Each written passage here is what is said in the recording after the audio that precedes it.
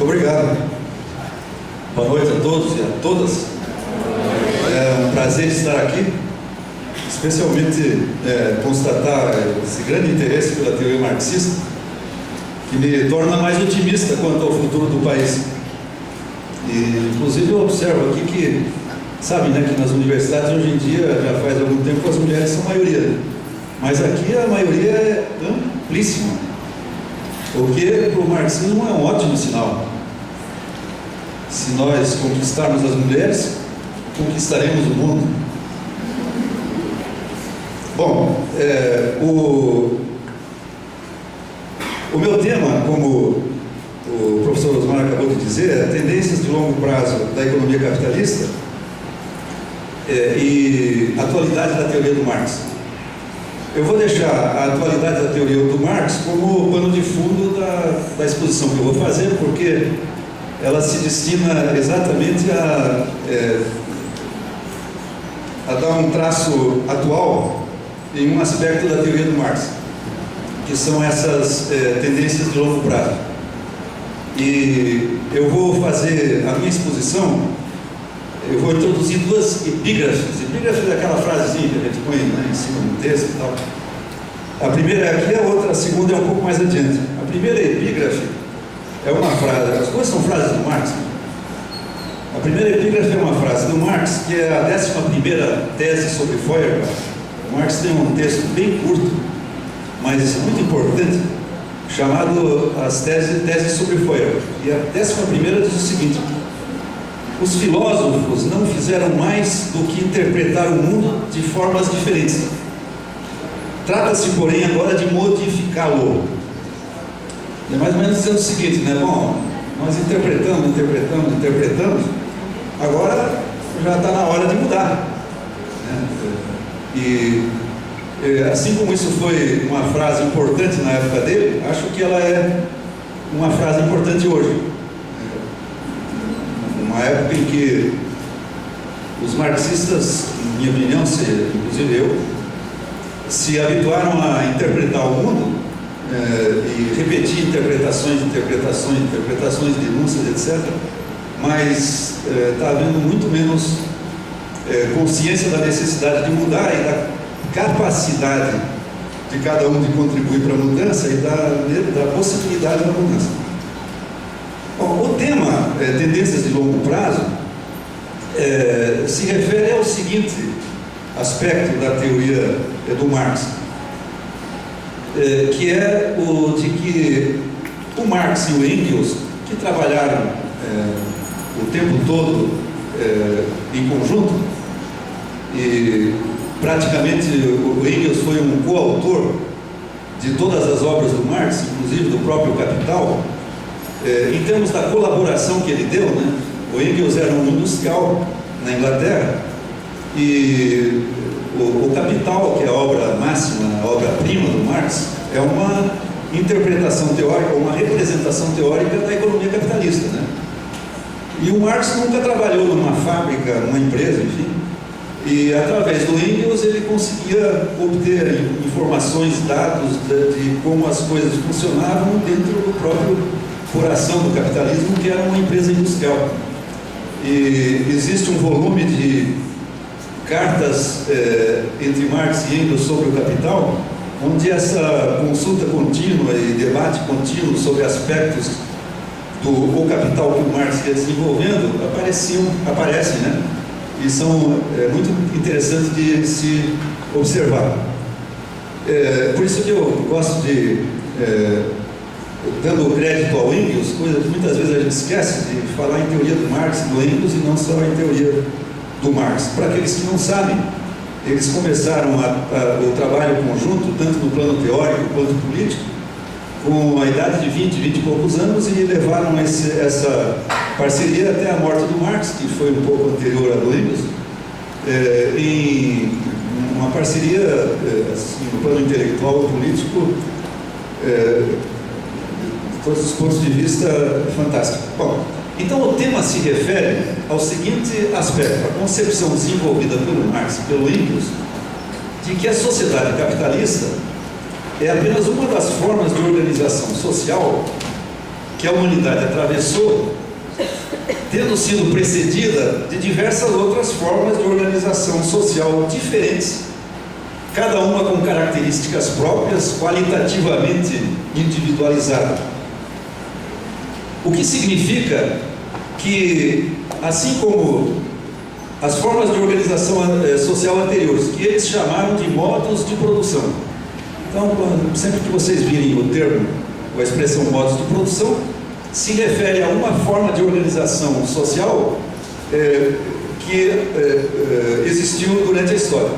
Então, como existiram essas diversas formas de organização social, e todas elas existiram e acabaram, mostrando que essas formas de organização social são transitórias, passageiras, têm um caráter temporário, e ao observá-las a gente percebe que todas elas têm um ciclo comum, como tantas outras coisas na natureza, inclusive na nossa própria vida, quer dizer, um ciclo de nascimento, crescimento, auge e depois declínio.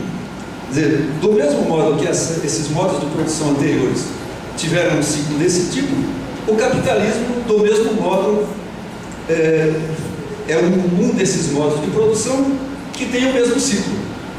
Quer dizer, a gente identifica um momento de nascimento, crescimento, um auge e vamos verificar um declínio. E de fato, o Marx e o Engels consideravam que na época em que eles escreveram, especialmente na época em que Marx escreveu o Capital, que foi na década de 1860, nós estamos em 2014, em 1864 o Marx estava empenhado na redação dos 3 volumes do Capital, há 150 anos atrás. E nessa época eles já achavam que o capitalismo estava em processo de transição para o socialismo. Quer dizer, aí eu introduzo a primeira coisa significativa aqui nas tendências de longo prazo. Ambos identificaram como o modo de produção que sucederia o capitalismo, o socialismo. E não identificaram o socialismo como o modo de produção que sucederia porque eles simpatizavam com o que eles consideravam ser o socialismo, porque eles achavam bacana uma sociedade socialista. Eles achavam que a sociedade socialista seguiria o capitalismo por causa das características do desenvolvimento do capitalismo, que foram identificadas por ambos e que o Marx desenvolveu profundamente no O Capital. As leis de desenvolvimento do capitalismo significa as leis que presidem a evolução do capitalismo. Bom, do conceito de que a humanidade atravessou diversas formas de organização social, diversos modos de produção, decorre o conceito de transição. Porque quando um modo de produção, uma forma de organização social termina, ela não cai num buraco, e junto com ela a sociedade. A sociedade continua existindo. O que acaba é a forma de organização social até então existente. E no lugar dela surge uma nova. Mas essa nova não surge como, por exemplo, numa noite a sociedade vai dormir dentro de um modo de produção, de uma forma de organização social, no dia seguinte acorda uma forma de organização social inteiramente nova. Não é assim que se dá. Há um período de transição, que é o período de declínio do modo de produção existente, vigente. E esse período, o declínio de um modo de produção é ao mesmo tempo um sintoma do crescimento dentro dele dos fundamentos do novo modo de produção. Certo? Então essa é a fase de transição. Se isso é assim, é possível observar na fase de declínio de um modo de produção os embriões do novo modo de produção que virá a substituí-lo. Se for possível reconhecer esses embriões, esses sinais do novo modo de produção, nós seremos capazes de identificar qual é o novo modo de produção que se seguirá ao capitalismo. E efetivamente foi o que o Marx e o Engels acharam que tinham feito. Eles identificaram as características do desenvolvimento do capitalismo que no seu declínio conviviam ao mesmo tempo com as características, os embriões, os sinais da emergência do novo modo de produção que seria o socialismo, certo? Bom,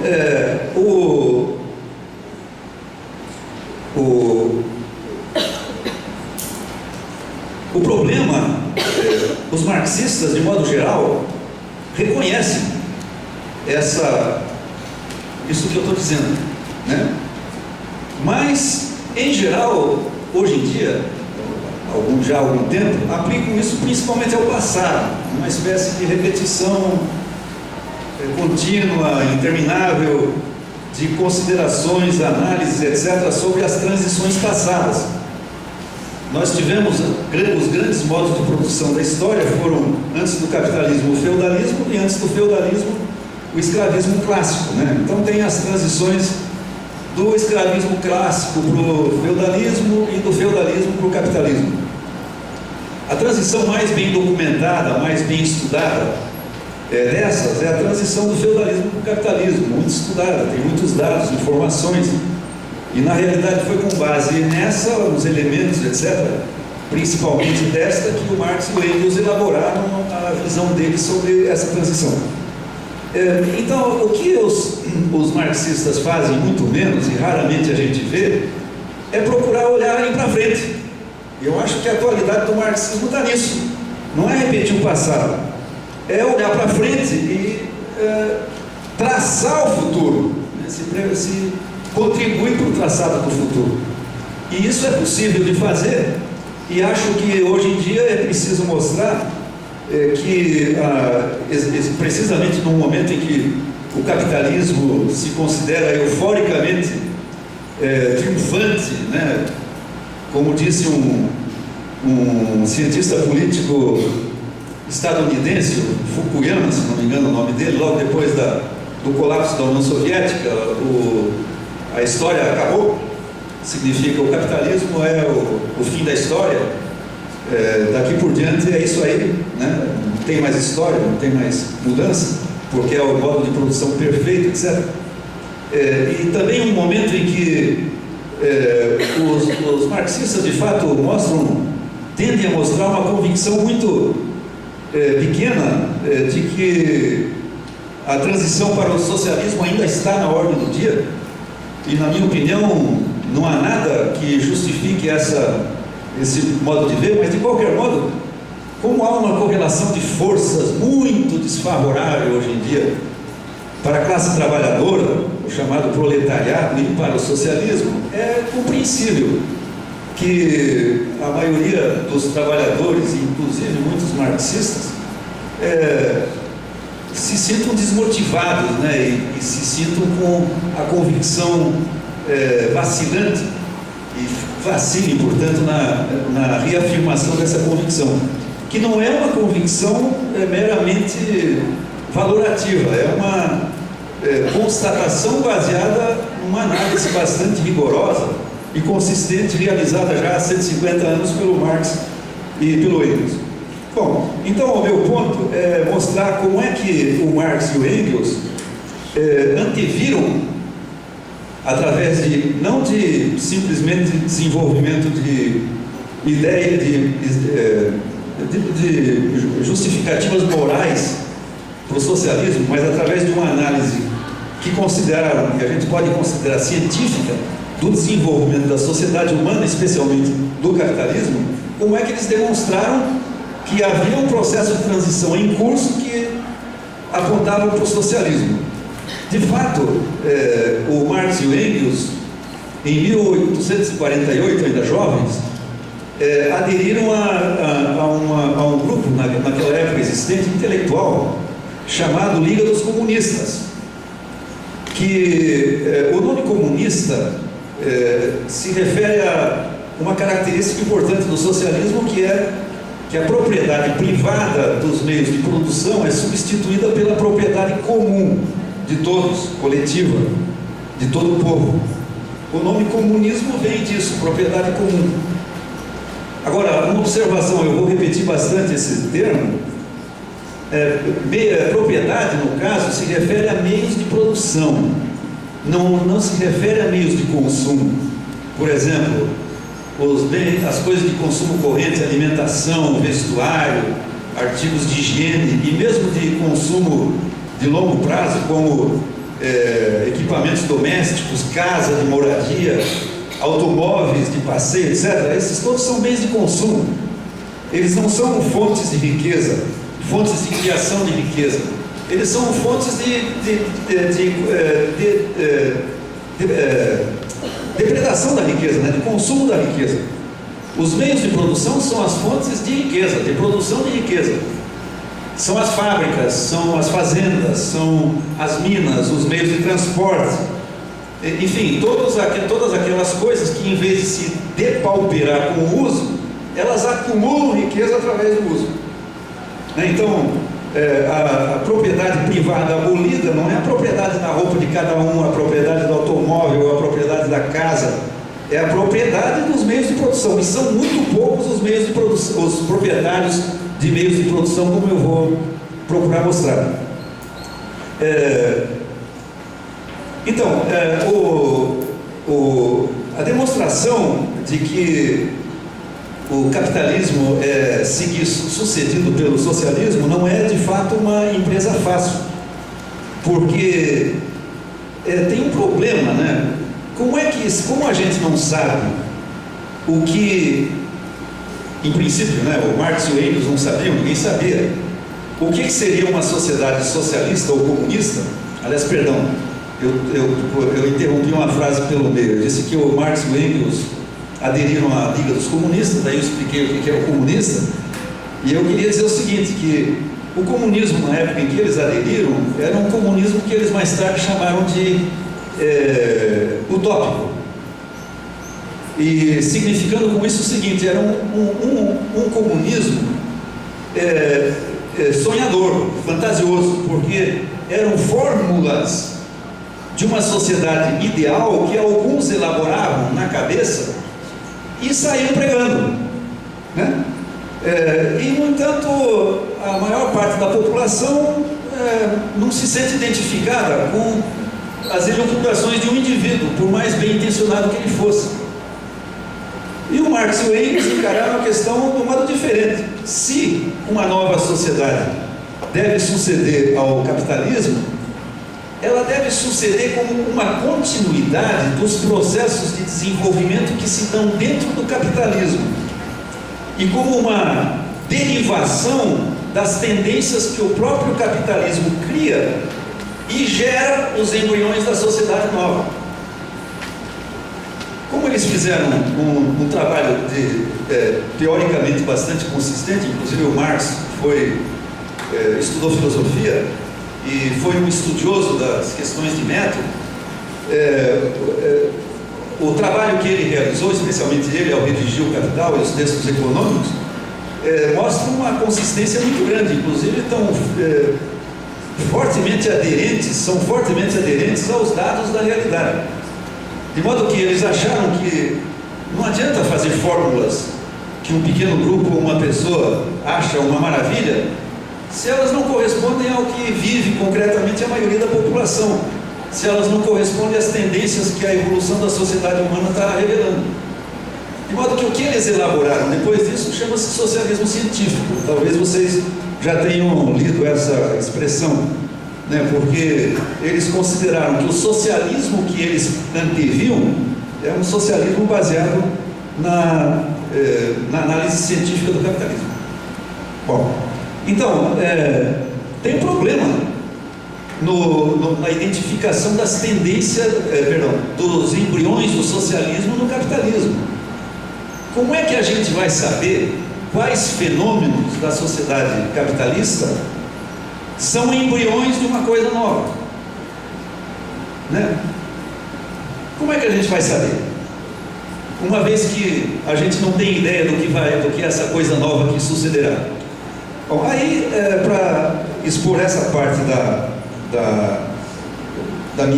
do meu tema, eu vou apresentar o segundo epígrafe. Epígrafe é masculino, né? O segundo epígrafe. É outra frase do Marx, que é de um texto muito famoso, aliás, onde ele apresenta mais desenvolvida essa concepção da sucessão de modos de produção e tal. A frase é a seguinte: a anatomia do homem é a chave da anatomia do macaco. O que nas espécies animais inferiores indica uma forma superior, só pode ser compreendido quando se conhece a forma superior. Então, para quem não prestou bem atenção, eu vou repetir.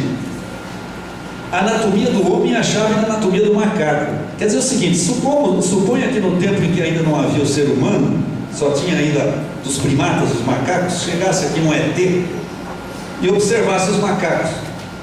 Não havia como essa observação conduzir esses ETs à ideia do que seria o ser que resultaria da evolução do macaco. Não tem como, porque não há elementos para se julgar isso. Agora, imaginem que esse ET vai embora e volte alguns milhões de anos depois, quando o ser humano já está constituído, ou então o próprio ser humano, observando os macacos e as formas intermediárias do ser humano, ou nem precisa observar as formas intermediárias. Observando o ser humano, ele tem a chave da anatomia do macaco, porque ele vai saber perfeitamente o ser humano, derivando da evolução do macaco, em que o macaco tem que se modificar para chegar a ser um ser humano. Por exemplo, o ser humano tem uma caixa craniana onde cabe um cérebro de mais ou menos 1,5 kg a 2 kg, enquanto os macacos, de modo geral, têm um cérebro de meio quilo, mais ou menos. Portanto, para o macaco ser humano, que foi o que ele veio a ser, ele tinha que aumentar a caixa craniana para caber um cérebro de 1,5 kg a 2 kg, que é onde cabem as partes do cérebro que correspondem ao ser humano, aquelas que dirigem a fala, o pensamento, o conhecimento, a memória e assim por diante, a fala inclusive. Para poder existir a fala, você observa a face de um macaco e a face de um ser humano, a gente vê que a musculatura, tudo é diferente.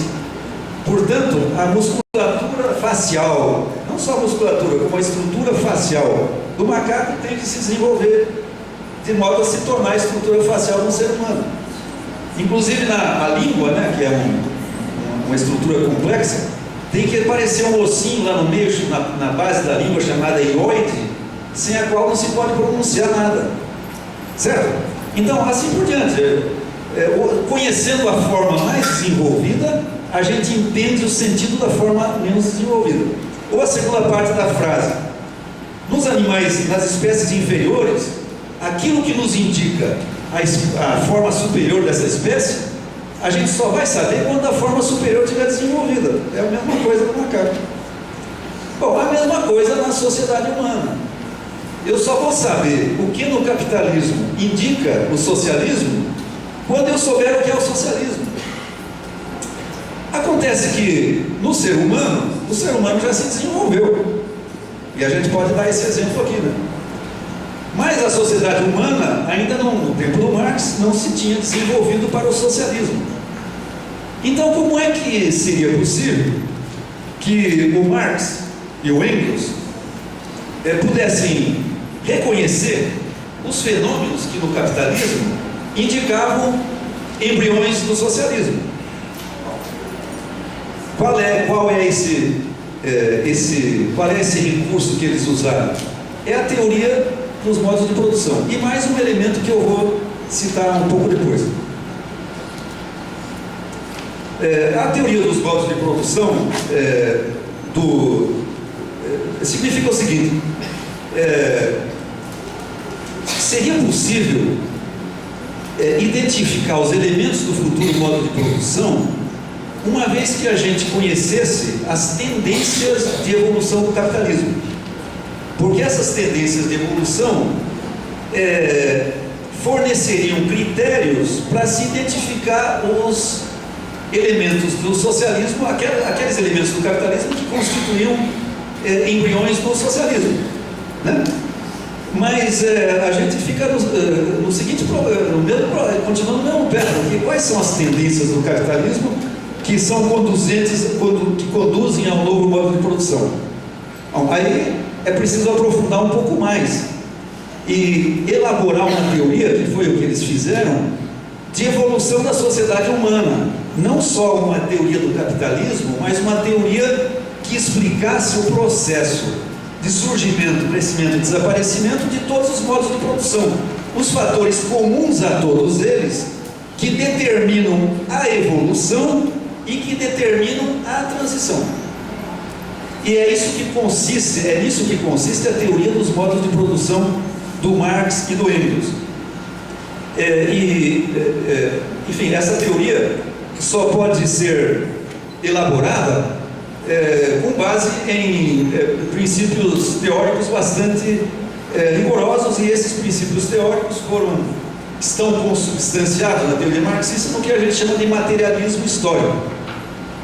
Materialismo é uma concepção que eu não vou falar aqui, mas não vou desenvolver. Eu só vou dizer que toda ciência é materialista. O materialismo significa que a única realidade que existe é a realidade material que nos cerca, aquela que nós podemos observar em diversas formas de existência. Significa especialmente o fato que não há nenhum outro lado, nenhum lado de lá, nenhuma divindade que dirige o mundo, que criou, dirige, etc. Bom, vocês podem achar curioso, mas o materialismo é um fruto, uma criação do capitalismo.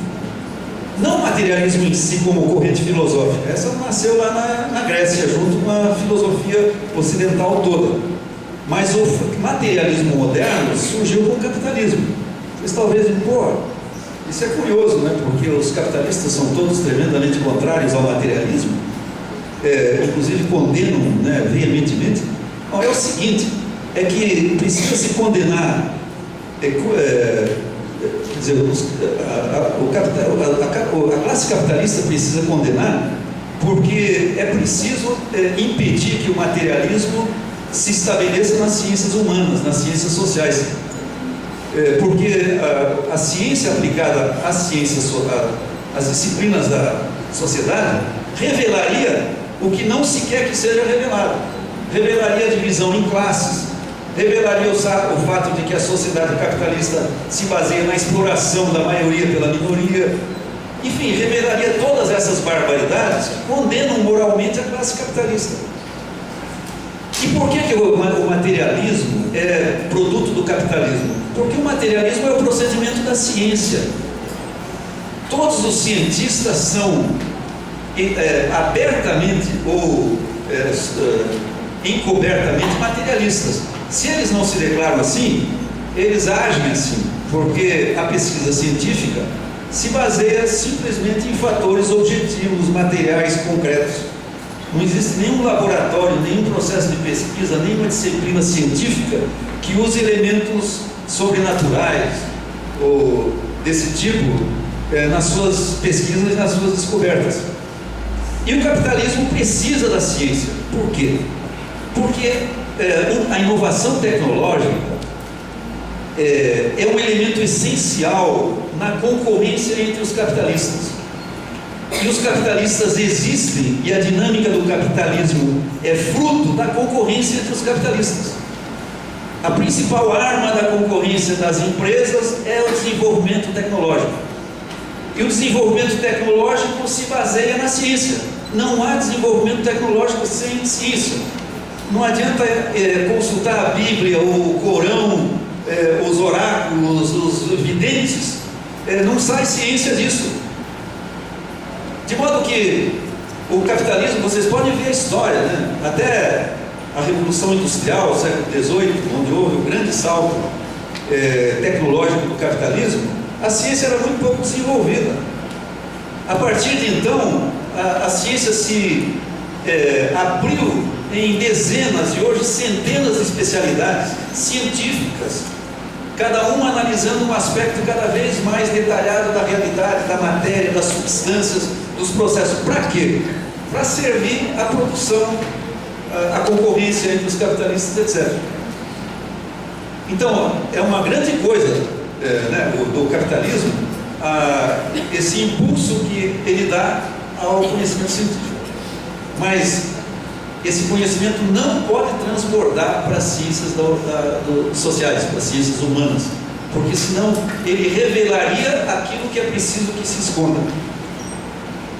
Mas não é só isso, nem só isso, né? Vocês podem notar que, mesmo nas ciências biológicas, há certos ramos das ciências biológicas que se procura obstaculizar de todas as maneiras, porque revelam coisas que não se quer revelar. Por exemplo, a teoria da evolução do Darwin, que até hoje é combatida. Há 10 anos atrás, o governo dos Estados Unidos tentava reintroduzir nas universidades o ensino do criacionismo, no lugar do ensino do darwinismo, da evolução das espécies. Veja, no país mais desenvolvido do capitalismo, tecnologicamente, financeiramente, militarmente, desenvolveu os mais sofisticados e mortíferos instrumentos de matança, né, de controle de todos os tipos, ideológicos e tal. Procura nas universidades substituir uma teoria científica por uma teoria da superstição, né? Bom, eu estou me desviando aqui, mas então a análise científica do desenvolvimento social chama-se materialismo histórico, que é o materialismo, né, essa visão que eu acabei de rapidamente escrever, aplicada às ciências humanas ou ciências sociais. Bom, então, o que eles procuraram fazer, e isso está especialmente para quem não conhece ou está lendo no grupo do Espaço Marx, parece que estão lendo agora, a ideologia alemã, especialmente nessa parte que está sendo lida, que é a primeira parte do livro, que é um livro relativamente grosso, mas a primeira parte é fininha, e contém o essencial da concepção chamada materialismo dialético do Marx e do Engels. Foi uma das primeiras coisas que eles escreveram, em 1844 e 45, se não me engano. O Marx defendeu a tese de doutorado em 1841. Daí em diante ele rapidamente transitou para o materialismo, desenvolveu textos filosóficos, etc., metodológicos, muito interessantes e tal, e culminou nesse texto. Aí estão os principais princípios. Ele não tinha nem escrito o Capital ainda, não estava nem perto. Aliás, não tinha nem abordado ainda a economia. Eu tinha começado, na verdade, né? Exatamente em 1844. Bom, eles chegaram à conclusão, eu poderia justificar isso aqui, mas não dá tempo. Eles chegaram à conclusão que existia um fator individual responsável pelo desenvolvimento da sociedade humana, que são as forças produtivas. Para usar um sinônimo que não é bem sinônimo, mas é a boa aproximação, tecnologia. O único fator individualmente responsável, ou seja, o fator essencial responsável pelo desenvolvimento da sociedade humana são as forças produtivas, é o desenvolvimento das forças produtivas. Eu não posso demonstrar aqui, mas eu posso simplesmente dizer que é possível demonstrar que este desenvolvimento das forças produtivas é um processo que ocorre independentemente da vontade do ser humano, da deliberação, da intencionalidade. Quer dizer, as forças produtivas não se desenvolvem porque o ser humano de vez em quando aparece um gênio e diz: porra, nós temos que desenvolver a tecnologia, novas técnicas. Nada disso. É um resultado espontâneo da atividade normal do ser humano e indispensável de produzir. Isso é que promove o desenvolvimento, a mudança, a transformação contínua. Bom, agora, o que é que promove a mudança de um modo de produção para outro? É a contradição que, num certo momento, em todo modo de produção aparece, entre o desenvolvimento das forças produtivas e as chamadas relações sociais de produção. Relações sociais de produção são as relações entre os indivíduos dentro da coletividade humana. Que os indivíduos, relações que eles têm que manter entre si, porque a produção para sustentar a sociedade é feita em cooperação, combinadamente. Os seres humanos trabalham uns para os outros, portanto eles têm que se relacionar. Isso são as relações sociais de produção. Uma sociedade nada mais é do que o tecido ou a teia de relações entre os seus componentes que eles estabelecem com o objetivo de se manter, de a sociedade se manter. Então, em cada momento, o desenvolvimento das forças produtivas faz com que apareça e cresça uma contradição entre estas forças produtivas, a estrutura produtiva como um todo, e essa rede de relações entre os indivíduos. Agora, essa rede de relações, ela depende da estrutura das forças produtivas. Então, à medida que as forças produtivas se desenvolvem, elas se afastam, há um desajuste entre as forças produtivas, as tecnologias de produção e a estrutura de relações que já se estabeleceram entre os indivíduos. E essa contradição aumenta cada vez mais até que as relações de produção, quer dizer, as sociedades se rompem. As forças produtivas não podem se romper, porque elas são a estrutura produtiva objetivamente existente. As relações entre os indivíduos podem mudar, e elas mudam. Certo? Bom, então, esses são os dois grandes princípios da evolução das sociedades humanas. Rapidamente eu posso dizer que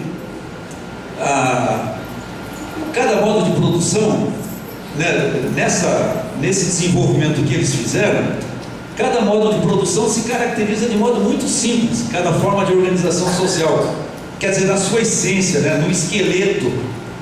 Cada modo de produção é uma combinação de um certo nível de desenvolvimento das forças produtivas, da estrutura produtiva, e uma combinação disso e das relações, dessa rede de relações entre os indivíduos, que se baseiam nas forças produtivas. Então, na medida que as forças produtivas se desenvolvem e causam o rompimento da estrutura de relações, surge uma nova sociedade.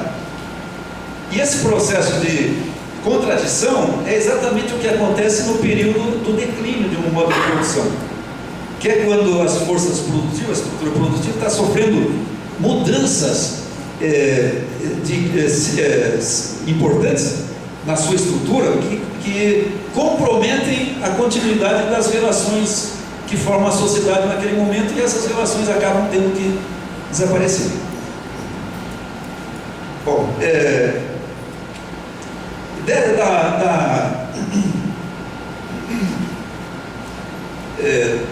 da identificação desses dois grandes princípios, eles extraíram então a identificação das tendências de desenvolvimento do capitalismo. O que eles tinham que observar?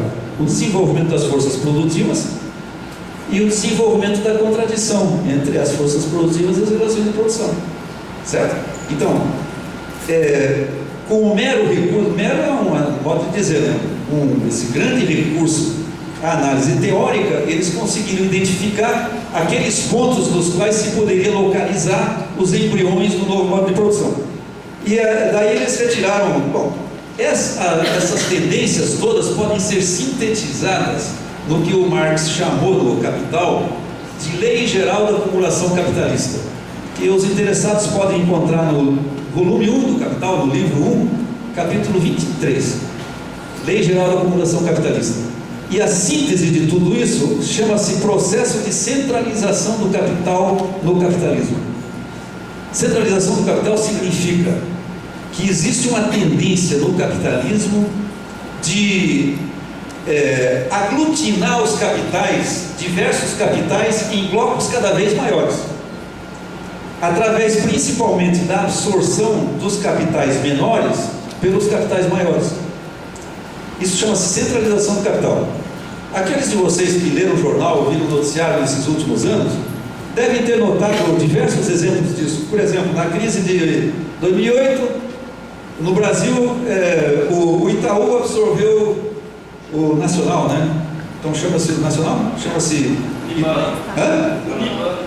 Unibanco, né? Itaú Unibanco, isso. Itaú Unibanco. A Caixa Econômica, se não me engano, a Federal absorveu a Caixa Econômica de São Paulo. O Banco do Brasil absorveu não sei quantos. O Bradesco absorveu outros. Tem um que vocês talvez vão conhecer melhor. A Antártica absorveu a Brahma, né? O Brahma absorveu a Antártica. Formaram em conjunto Ambev, certo? A Perdigão absorveu a Sadia, formaram a TV Brasil, parece, não, TV Brasil, não sei o que. Brasil Foods. Bom, e pelo mundo afora, exatamente isso. É a fusão em um bloco só de capitais anteriormente existentes, formando capitais cada vez maiores, certo? Esse processo de centralização do capital, que é contínuo, quando o Marx escreveu o Capital, esse processo estava apenas no seu início. Inclusive o Marx foi ridicularizado, porque ele disse a seguinte frase: da concorrência nasce inevitavelmente o monopólio. Bom, mais ou menos, quando o Marx estava dizendo isso, nos anos 1860, estava começando o processo de monopolização da economia. Quando Lenin, 30 anos depois, escreveu o Imperialismo, fase superior do capitalismo, o domínio dos grandes capitais, dos grandes blocos de capitais, que se chamam hoje oligopólios, já estava plenamente estabelecido. Vocês vejam a capacidade de previsão. Isso não é uma profecia. Profecia é coisa de mágica, né? Isso é uma previsão, coisa que a ciência tem que tornar possível. Significa, se eu consigo representar teoricamente, corretamente, um processo, eu consigo antever aonde esse processo vai me levar. Isso é ciência. E é por isso que o Marx conseguiu antever este aspecto da questão. Agora, esse aspecto faz parte da transição para o socialismo. E ele anteviu num momento em que isso ainda não era verdade. Como diversas outras coisas, o Marx anteviu, não profetizou, anteviu com base na teoria dele, a expansão do sistema bancário e a coordenação dos sistemas bancários por um banco central. Isso também como uma pré-condição do socialismo. Não era verdade no tempo do Marx. Hoje em dia é absolutamente geral essa situação. Bom, então, 3 tendências decorrem desse processo todo. A primeira é a polarização crescente da população em 2 classes: a classe capitalista e a classe dos trabalhadores assalariados. Polarização significa que a estrutura social toda se simplifica e se polariza nessas 2 classes. Mas é uma polarização, pessoal, bem desigual. Alguém tem uma ideia de quanto é a classe capitalista no Brasil hoje, por exemplo? Alguém chuta um porcentagem? 50%? 30%? 80%? Quanto? 30%? Alguém chuta alguma outra coisa? 5%. Está chegando perto. Não, aí foi mais. Segundo os censos demográficos de 2000 e 2010, a classe capitalista no Brasil é um pouco menos de 3% da população. Agora, alguém chuta aí quanto é que é a classe dos trabalhadores assalariados? Quanto por cento? Oi? 93%?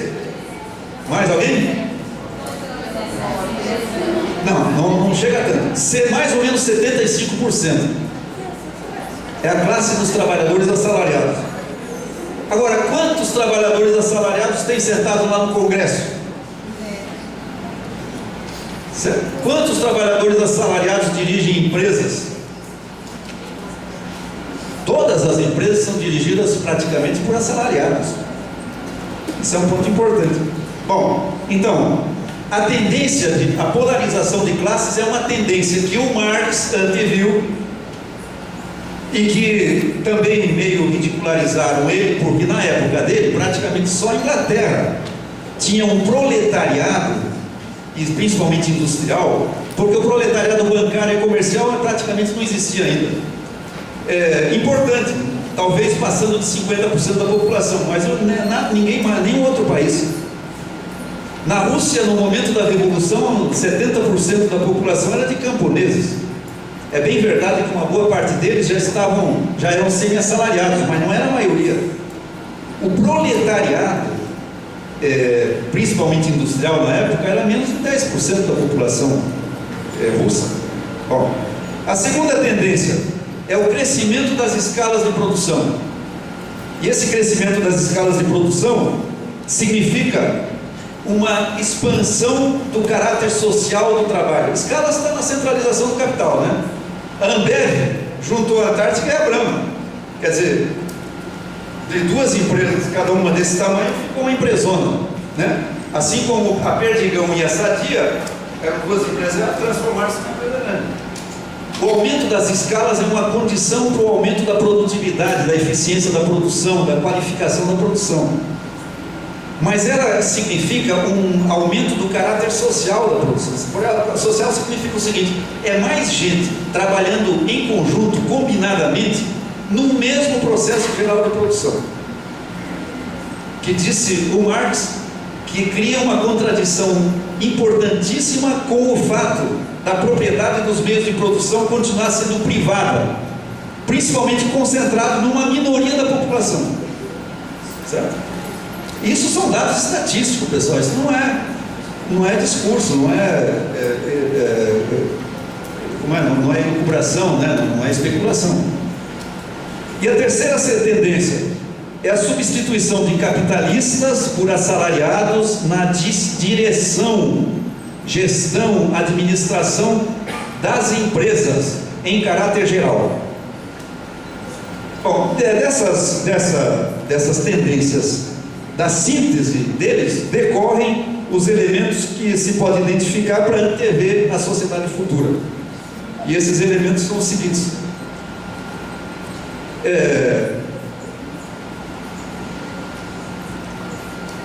São dois os grandes elementos que compõem a sociedade socialista, que decorrem dessas tendências. A primeira é a tendência à propriedade comum ou coletiva dos meios de produção, que é o que redunda na proposição da socialização dos meios de produção, né? Então essa é a primeira grande tendência. A segunda é o surgimento do planejamento da economia em substituição ao mercado como regulador da atividade econômica. Isso significa que no capitalismo, nesta fase, quer dizer, na fase em que o Marx já estava, devem estar aparecendo embriões da propriedade comum, da propriedade coletiva, em lugar da propriedade privada, e elementos do planejamento em lugar do mercado. Vocês sabem que numa economia socialista não existe mercado, né? Quer dizer, o mercado é incompatível com o socialismo. O mercado é uma forma de regulação da economia quando a propriedade dos meios de produção é privada. O planejamento é uma forma de regulação da economia quando a propriedade é coletiva, é social. Quais são os indicadores dessas tendências? Eu acho que eu tenho que me acelerar porque eu já estou com quase uma hora de exposição. Quais são os indicadores dessas tendências? Eu vou falar primeiro na propriedade comum dos meios de produção.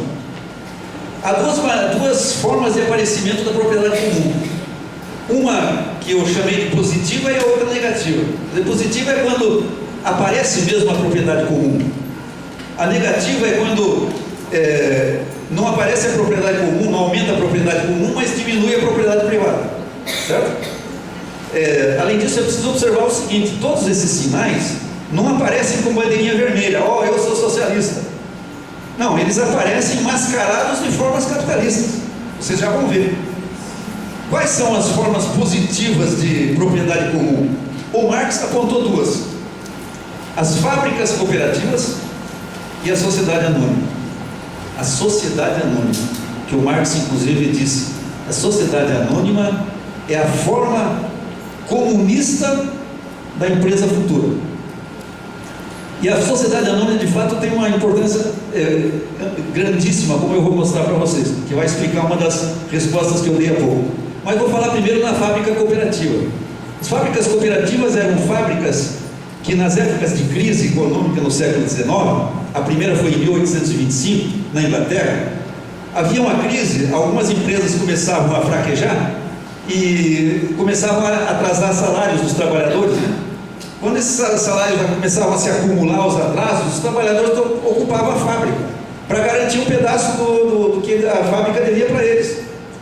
E surgiu a ideia de transformar em cooperativas, operadas por eles mesmos. Hoje em dia tem muito disso aqui no Brasil mesmo. Tem uma famosa, se não me engano, em Joinville ou em São Paulo, chamada Flasco. Nunca ouviu falar? Flasco. Em Curitiba apareceu uma também, exatamente nessas condições. Bom, essas fábricas cooperativas nunca prosperaram, como por exemplo prosperaram as cooperativas. Exemplo das cooperativas agrícolas, das quais uma gigantesca existe aqui em Campo Mourão. Que não são cooperativas de trabalhadores, são cooperativas de empresários, cooperativas empresariais. Mas as cooperativas de trabalhadores, como essas fábricas cooperativas, nunca puderam prosperar, porque elas foram sufocadas na origem. Por quê? Porque elas criavam um precedente terrível. Os capitalistas gostam de se apresentar como indispensáveis para organizar a produção, porque que são os trabalhadores, um bando de ignorantes, etc. E as fábricas cooperativas demonstravam que os trabalhadores eram capazes de operar fábricas de alto avanço tecnológico, etc., nas mesmas condições das outras empresas, e portanto os capitalistas eram dispensáveis para operar a produção. Por isso elas foram sufocadas. Bom, a segunda, e por isso as ideias de cooperativismo, que hoje em dia sempre voltam à tona, né? Como a economia solidária, não tem, são uma volta a um período infantil do movimento de trabalhadores. Elas não têm potencial algum para promover qualquer transformação significativa. Bom, a segunda, mais importante, sociedades anônimas. O que são as sociedades anônimas? São uma forma encoberta pela forma capitalista da propriedade coletiva. E o Marx diz: a sociedade anônima é a socialização do capital, só que entre os capitalistas, não entre todo mundo. Na sociedade anônima, não é mais as empresas não são mais propriedade de um capitalista e não são geridas pelo capitalista. As sociedades anônimas são geridas por uma diretoria executiva de assalariados. Verdade que são assalariados de luxo, mas são assalariados. E debaixo da diretoria executiva existe toda uma cadeia hierárquica de gerentes de níveis decrescentes que coordenam, conduzem, dirigem e organizam toda a produção e a distribuição, a circulação. É a mesma coisa na indústria, no comércio, nos bancos, nas minas, no transporte. Por isso é que eu disse há pouco, quem controla os meios de produção não são mais os capitalistas, são assalariados. E nesse aspecto, a fase... E vejam, quando o Marx, também nesse caso, na sociedade anônima, como eu disse há pouco, apontou esse papel da sociedade anônima, a sociedade anônima ainda não era a forma dominante. Mas já no início do século XX, poucas décadas depois, já era. E hoje é absolutamente. A gente pode medir o grau de desenvolvimento capitalista de uma economia pelo grau em que as empresas são sociedades anônimas, mas sociedades anônimas reais. É o mesmo que aconteceu no fim da Idade Média, do feudalismo. Por quê? Porque os capitalistas, com a sociedade anônima, não tem mais nenhuma função real de organização e condução da economia. Quem faz isso são assalariados.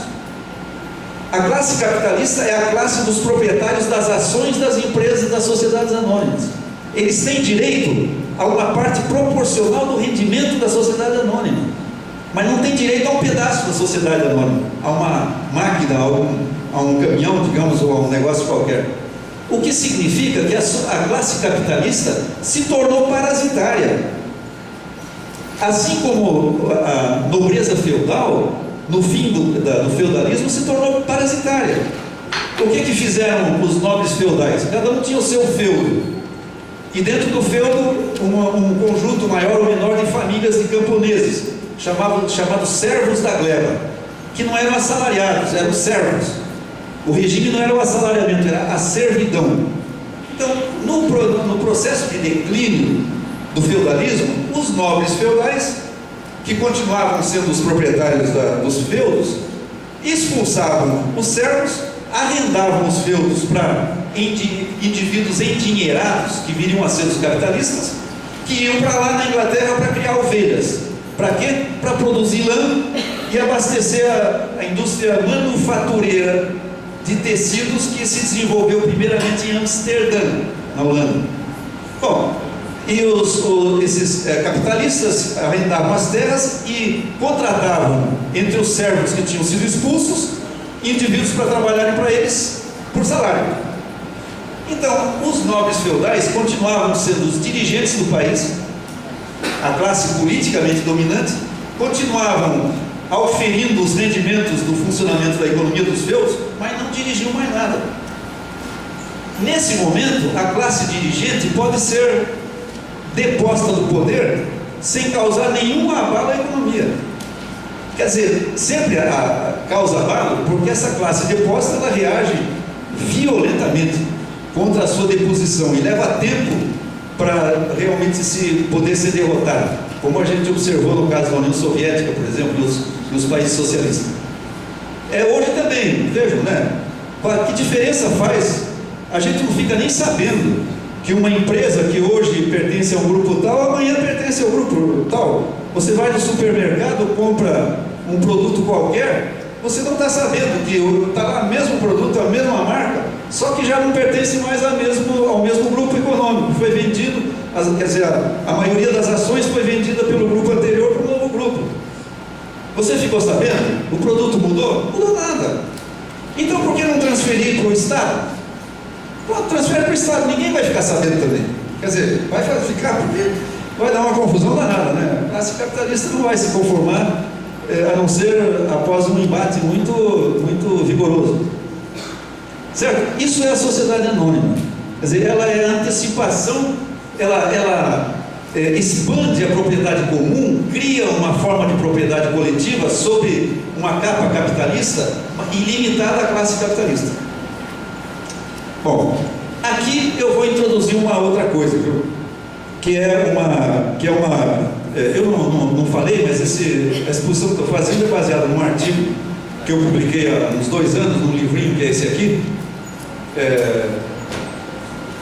devido ao interesse que o assunto me despertou. Mas há pouco tempo atrás, infelizmente há pouco tempo, eu tomei conhecimento de um livrinho do Domênico Losurdo, que teve aqui no Paraná no ano passado, ali em Guarapuava, já teve no Brasil diversas vezes, um filósofo italiano, que eu li esse negócio agora, no final do ano. Tem um capítulo desse livro, chama-se A Fuga da História, onde ele analisa alguns aspectos do desenvolvimento recente da Rússia e da China, onde ele diz que os marxistas estão fazendo uma coisa hoje, que ele chamou de volta às origens, ou retorno a Marx, que é o seguinte: é ignorar o desenvolvimento que o socialismo teve durante o século XX, não falar nesse desenvolvimento, não analisar, não procurar tirar lições desse desenvolvimento e voltar lá para trás e voltar à base, ao Marx, e repetir o Marx, reler o Marx, reestudar o Marx e repetir. E a análise da riquíssima experiência dos países socialistas do século XX fica na mão dos inimigos do socialismo, que demonizam todo o processo, distorcem. E ele compara esse comportamento com o comportamento do Marx, quando ocorreu a Comuna de Paris, que vocês todos devem saber, foi em 1871, que foi o primeiro episódio em que a classe trabalhadora tomou o poder. Só que ela só conseguiu manter o poder em Paris, né, durante menos de 3 meses. E o Marx, inclusive, quando a agitação, as convulsões em Paris já estavam acontecendo, ele foi de opinião de que os trabalhadores não deveriam tentar tomar o poder, porque seria uma precipitação, que eles seriam derrotados, etc., como foram, e sofreram uma matança, uma carnificina que até hoje é clássica. Pois bem, apesar disso, do Marx ter achado que não deviam, e inclusive os líderes operários não eram marxistas, eram na maioria anarquistas, que era a corrente que naquela época ainda dominava o movimento operário, ele analisou a Comuna de Paris e retirou conclusões importantíssimas para o movimento operário futuro. Inclusive uma conclusão que foi uma das bases da estratégia desenvolvida pelos bolcheviques na Rússia, que garantiu a vitória da Revolução, que foi a Aliança Operária Camponesa, sem o que a Revolução teria sido derrotada. E se baseou na observação do fato de que um fator importantíssimo da derrota da Comuna foi que os pobres do campo não apoiaram os pobres da cidade. Então, naquelas condições sociais de maioria de uma população camponesa, nenhuma revolução operária seria vitoriosa se ela não contasse com o apoio dos pobres do campo, do campesinato e dos assalariados do campo.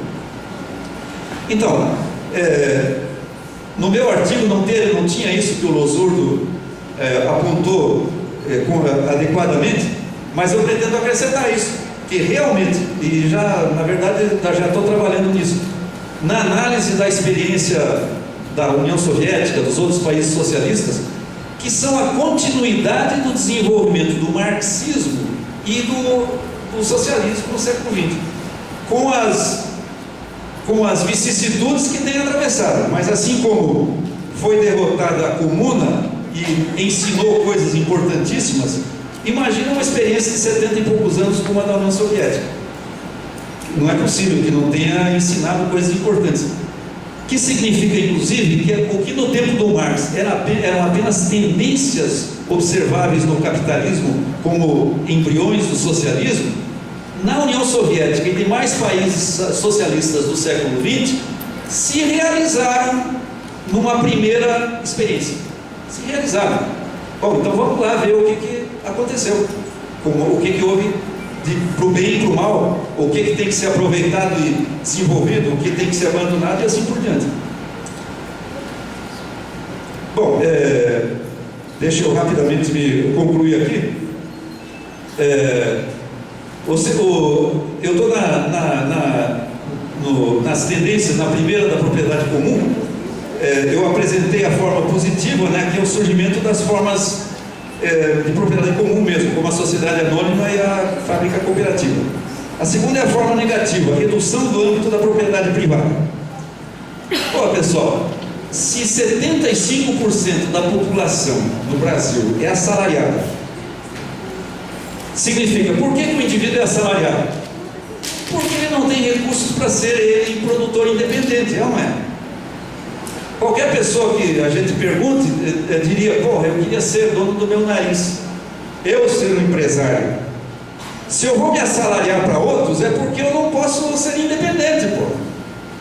E por que eu não posso ser independente? Porque eu não tenho meios de produção.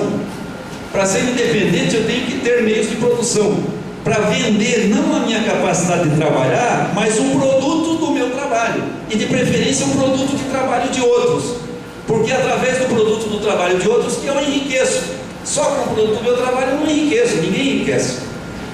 Certo? Bom, então me digam, o que a propriedade privada adianta para o assalariado? Propriedade privada dos meios de produção, se ele não tem. Por que o assalariado vai defender a propriedade privada? Então Marx dizia, pessoal, os assalariados são o sintoma de que a propriedade privada está sendo extinta, abolida pelo próprio capitalismo. O crescimento da proporção da população assalariada representa a diminuição da importância da propriedade privada. Se no Brasil 3% da população é proprietária de meios de produção, a propriedade privada de meios de produção só tem relevância para esses 3%. Para os demais, essa propriedade privada é uma escravidão, porque é essa propriedade exclusiva dessa minoria que condena a maioria da população a essa escravidão que é o assalariamento. Nos Estados Unidos, a população assalariada já é mais de 90% do total da população. Significa que para 90% dos americanos a propriedade privada não significa nada. Mas se fizer uma pesquisa de opinião, todos eles vão dizer, não, a defesa da propriedade privada é sagrada. Sagrada para quem? Para eles. O que significa essa resposta? O domínio ideológico que a classe proprietária consegue exercer sobre a população, fazendo com que a população considere sagrado exatamente a coisa que a condena a uma escravidão eterna. Esse é o ponto. Então, o crescimento da proporção do assalariamento significa a abolição da propriedade privada. O capitalismo não está criando nenhuma nova forma de propriedade privada dos meios de produção, que é o que aconteceu antes. Por exemplo, do feudalismo para o capitalismo, declinou a propriedade feudal, mas cresceu a propriedade capitalista, a nova forma de propriedade. O declínio do capitalismo não está criando nenhuma forma de propriedade privada nova, está criando os fundamentos da propriedade coletiva. Ou seja, só falta com a propriedade privada fazer assim, porque ela não significa mais nada. Os assalariados dominam, controlam a estrutura produtiva. Com isso, não estou querendo dizer que os gerentes de sociedades anônimas vão fazer a revolução. Não, eu estou querendo dizer que o fato de que são assalariados que dirigem os meios de produção significa que não é mais a classe capitalista, que a classe capitalista é dispensável. Ela pode ser dispensada, certo? E finalmente a emergência do planejamento. Eu prometo em 5 minutos terminar isso, que como eu tinha dito, né, ao lado da propriedade comum surge o planejamento. E o planejamento deve também estar aparecendo dentro do próprio capitalismo. O Marx não chegou a elaborar muito sobre isso, porque de fato esse aspecto, inclusive da sociedade anônima, ainda não tinha se revelado, mas ele apenas apontou. No entanto, hoje, com a experiência do século XX, vejam bem o que aconteceu no século XX. Surgiu o planejamento estatal, e a classe capitalista odeia o planejamento estatal, porque o planejamento estatal significa, novamente, tal como a fábrica cooperativa, que o capitalista é dispensável. Um assalariado a serviço do Estado, um grupo de assalariados, pode fazer o planejamento de uma economia nacional. Isso é horrível. Somos dispensáveis. Então, vocês veem o furor com que eles acabam com qualquer iniciativa estatal a partir do neoliberalismo e tal. Tem esse significado. No entanto, eles adotaram o planejamento nos momentos de emergência do século XX, como foi, por exemplo, na Grande Depressão dos anos 30 e na Segunda Guerra Mundial. Na Segunda Guerra Mundial, a economia americana foi quase estatizada. Instituiu-se o controle e a fixação de preços. O Estado fixava os preços. Estabeleceu-se a determinação do que produzir por cada setor pelo Estado. Por exemplo, na Segunda Guerra Mundial não se fabricou um automóvel de passeio nos Estados Unidos. Toda a indústria de automóveis foi revertida para a indústria de veículos militares, dirigida, controlada pelo Estado. Mas não só. Então, o planejamento estatal fez o seu surgimento no século XX. Significa um passo além do capitalismo dentro do próprio capitalismo. Mas não foi só isso que aconteceu. A gente não precisa mais apenas ficar procurando os sintomas, os embriões do planejamento dentro da economia capitalista, porque apareceram os países socialistas que aboliram a propriedade privada, nacionalizaram, estatizaram todas as atividades produtivas e instituíram um planejamento global da economia, centralizado, integrado.